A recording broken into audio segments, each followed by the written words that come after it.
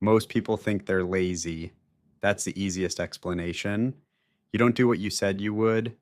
You delay things, you avoid starting, so you assume the problem is discipline. But it isn't, because when something really matters to you, you don't hesitate. You move. You've probably noticed it. There are things you can do easily, simple tasks, things that don't require much thinking. You just do them. No resistance, no second thoughts. You don't need motivation. You don't need discipline. You just act. But then there are other things. Things you keep delaying, not once, not twice, but over and over again. Things that stay in the back of your mind that you think about at random moments. When you're alone, when things slow down, and even then, you don't move. But they're not hard, at least not in the way you think. They don't require more effort.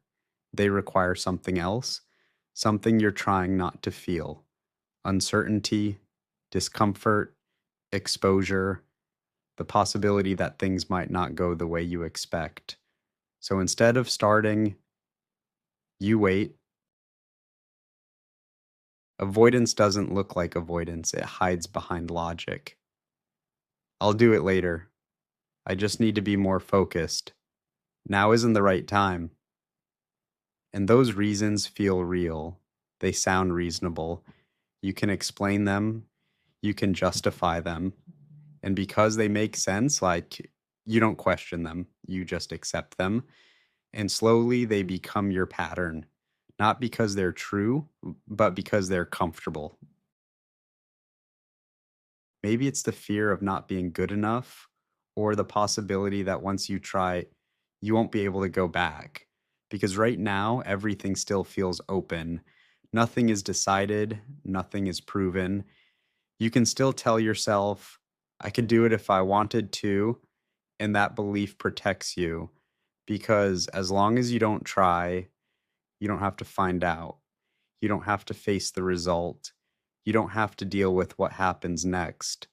And that's the part you're avoiding. Not the action itself, but what comes after it. The moment where things become real, where there's no more distance between you and the outcome. So the question isn't, why am I so lazy? The question is, what am I actually avoiding? Because once you see it, it's harder to pretend it's just laziness.